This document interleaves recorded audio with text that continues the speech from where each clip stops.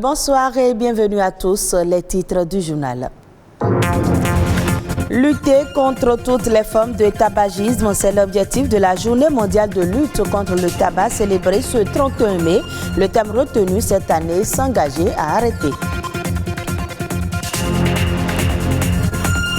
Demain, 1er juin, c'est la journée nationale de l'arbre. Des plans seront mis en terre sur toute l'étendue du territoire national. Le point des préparatifs dans ce journal.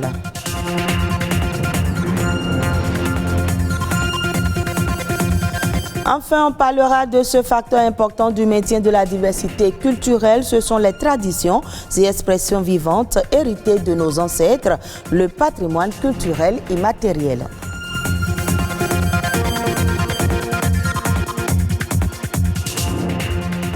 Merci de votre fidélité. Le tabac fait près de 6 millions de victimes chaque année, dont plus de 600 000 sont des non-fumeurs. C'est la deuxième cause de décès au niveau mondial et presque la moitié des enfants respirent régulièrement dans les lieux publics un air pollué par la fumée de tabac. C'est dans le but de lutter contre toutes les formes de tabagisme que l'Organisation mondiale de la santé célèbre chaque 31 mai la journée mondiale contre le tabac. S'engager à arrêter est le terme choisi pour l'édition de cette année qui est axée sur les dangers du tabac pour la santé et sur l'action anti-tabac menée par les États. Patrick Adjabodjo. Un adulte sur 10 meurt du fait de tabagisme dans le monde entier.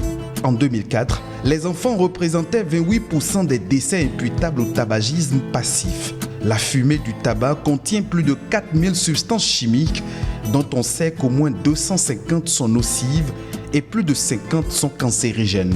Au plan mondial, le tabac est la deuxième cause de décès. Dans le but de faire mieux connaître partout dans le monde l'épidémie de tabagisme et ses effets mortels, l'Organisation mondiale de la santé a institué en 1987 la Journée mondiale sans tabac, une journée qui vise à rappeler les dangers, y compris mortels, du tabac sur la santé. Au Bénin, la consommation du tabac est un réel souci pour les autorités, alors que le taux de prévalence du tabagisme ne cesse de croître chez les adolescents. Environ 1,3 million de personnes sont atteintes, soit un Béninois sur 7. Au Bénin, le tabac est le premier facteur de risque des principales maladies non transmissibles chez les jeunes. L'OMS estime qu'environ un jeune Béninois sur 4 est régulièrement exposé à la fumée du tabac. Mieux, selon l'OMS, quelques 780 millions de personnes disent vouloir arrêter de fumer dans le monde, mais seulement 30% d'entre elles ont accès aux outils qui peuvent les aider à surmonter leur dépendance physique et mentale au tabac. Et pourtant, l'arrêt du tabac a des effets bénéfiques majeurs et immédiats sur la santé. 20 minutes après avoir arrêté de fumer, le rythme cardiaque baisse. Dans les 12 heures qui suivent, le taux de monoxyde de carbone dans le sang revient à un niveau normal. De 2 à 12 semaines, la circulation sanguine s'améliore et la fonction pulmonaire augmente. En 9 mois, la toux et les difficultés respiratoires diminuent. De 5 à 15 ans, le risque d'accident vasculaire cérébral est réduit chez un non-fumeur. Aujourd'hui, les autorités publiques doivent continuer d'agir en conséquence dans le cadre d'une stratégie globale de lutte contre le tabagisme.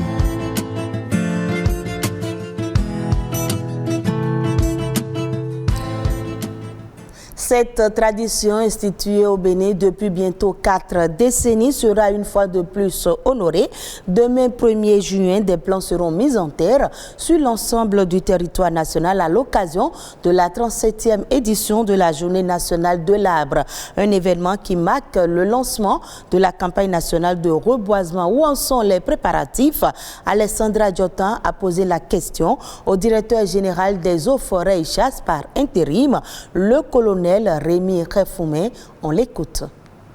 Elle sera célébrée, cette journée, sur un site dans la commune de Aboumé-Calavi, à Zinvier plus précisément, sur un site de ce qu'on appelle les CAR, la coopérative d'aménagement rural Zinvier.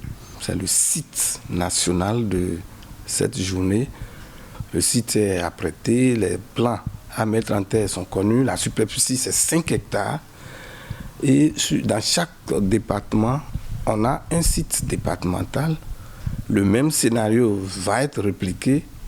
Donc les autorités politico-administratives vont se retrouver ce jour-là, puis les plans seront mis en terre et ils vont être naturellement suivis pour que les impacts restent. Que les uns et les autres fassent comme d'habitude pour la réussite. Vous savez, le reboisement, on ne se lève pas un jour pour se mettre là-dessus, ça se prépare. Donc ceux qui ont bien programmé de planter, ils ont la possibilité donc d'aller au niveau de nos structures déconcentrées qui ont des pépinières pour prendre, s'approvisionner, je vais dire, en plan. Mais il y a aussi des pépiniéristes privés qui produisent et qui vendent ces plants-là. Ils peuvent s'adresser à eux. Nous sommes en bonne période, on commence par endroit. On peut planter ou dans sa maison, ou dans son champ, ou à un endroit qu'on aurait retenu. Et donc je voudrais encourager les uns et les autres à ne pas tarder dans cette action à mener, d'aller donc vite poser sur cet acte pour que les pluies qui vont tomber profitent aussi abondamment que possible au plan. On parle à présent du patrimoine culturel immatériel qui, bien que fragile, est un facteur important du maintien de la diversité culturelle face à la mondialisation croissante. Pour sauvegarder et transmettre ce patrimoine aux générations futures, il est aujourd'hui nécessaire de mettre en place un certain nombre de stratégies. Les précisions, c'est dans ce reportage.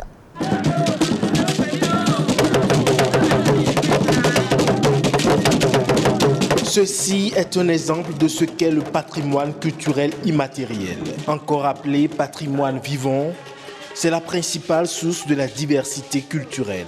Dans le patrimoine, vous avez héritage.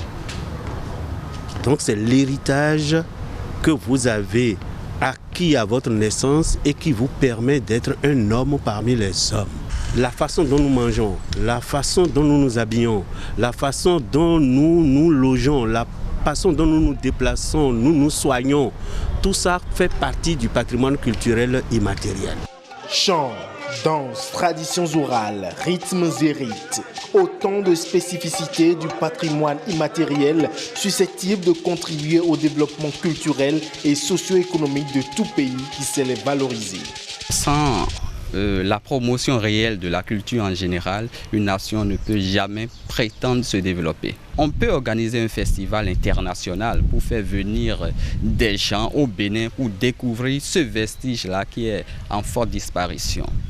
Lorsque ces visiteurs viennent, on peut, sur la base, j'ai parlé de Masgelele, produire ce qu'on appelle des objets de souvenirs qui sont vendus aux étrangers et tous les touristes aujourd'hui adorent retourner chez eux avec un objet de souvenir de la destination qu'ils ont visitée. Cette richesse culturelle mérite d'être sauvegardée et transmise de génération en génération au risque de perdre sa valeur au fil des années. Une sauvegarde du patrimoine vivant qui n'est possible qu'à travers la mise en place de stratégies adéquates. En termes de stratégie, premièrement, il faut introduire les langues béninoises dans notre système éducatif béninois. Il est temps que nous ayons un institut de recherche culturelle qui soit une institution respectable par les moyens qu'on y met et les ressources humaines qui les animent. Prendre conscience du rôle de ce patrimoine dans la construction des identités culturelles et dans les meilleures connaissances de soi s'avère un atout. L'enjeu est de le sauvegarder afin de le transmettre aux générations futures, seul gage pour un développement certain. La Nation en bref est présentée par Ulvaeus Balogun. C'est une compilation des faits ayant marqué le Bénin ces dernières 48 heures.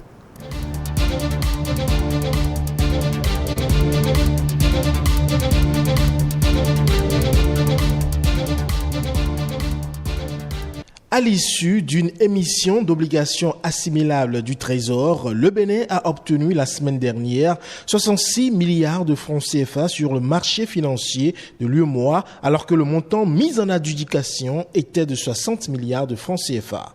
En effet, près de 107 milliards de francs CFA ont été mobilisés pour cette opération avec un nombre important de 74 soumissions. Le taux de couverture était donc de 284,68%. L'émetteur a préféré retenir 66 milliards de francs CFA. Le rendement moyen pondéré pour cette opération est de 5,9%.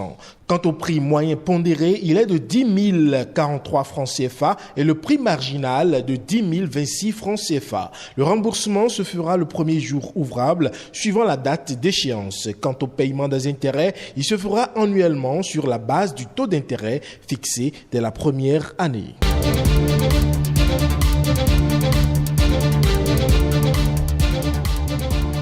Ballons de football, de handball et de basketball, kits d'entraînement professionnel, tenues de sport, jackets, pulls, ce sont entre autres la composition des matériels et lots d'équipements sportifs mis à la disposition des classes sportives, un programme lancé dans l'ensemble des communes du Bénin. Il s'agit, à en croire le ministre des Sports Oswald Omeki, d'un programme de détection, de formation et de promotion des talents sportifs dans les principales disciplines identifiées. Ces équipements sont le fruit de la coopération entre la FIFA et le ministère des Sports à travers l'Office béninois des sports scolaires et universitaires et le Fonds national pour le développement des activités de jeunesse, de sport et de loisirs.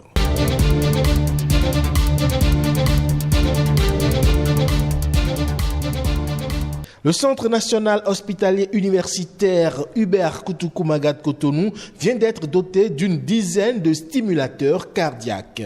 D'une forme minuscule ressemblant à une clé USB soutenue par 2 fils électriques, l'appareil qui coûte environ 2 millions de francs CFA selon les marques et qui n'est pas accessible à tous les patients permettrait de préserver la vie encore pendant une dizaine d'années. Il s'agit d'un don d'un organisme de la société civile pour soulager les patients dont le cœur est en panne électrique afin de leur permettre de reprendre le cours normal de leur vie pour une durée moyenne de 10 ans.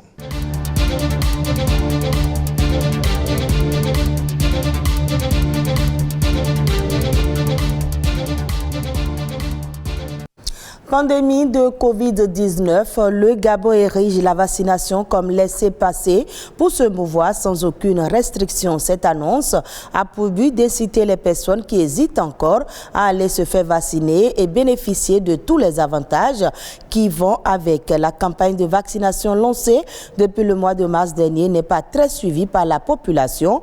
À ce jour, seulement 14 000 personnes ont déjà été vaccinées, un chiffre qui est encore très bas au vu des objectifs que s'est fixé le pays, à savoir vacciner près de 500 000 personnes. Le Gabon, pas des choix, est parvenu à sécuriser son approvisionnement en vaccins. Le pays attend encore prochainement l'arrivée de 15 000 doses de vaccins russes Sputnik V. Et c'est la fin de ce journal que vous pouvez suivre sur le site de l'ORTB, www.ortb.bj. Merci de nous avoir suivis et très bonne suite des programmes de BB24.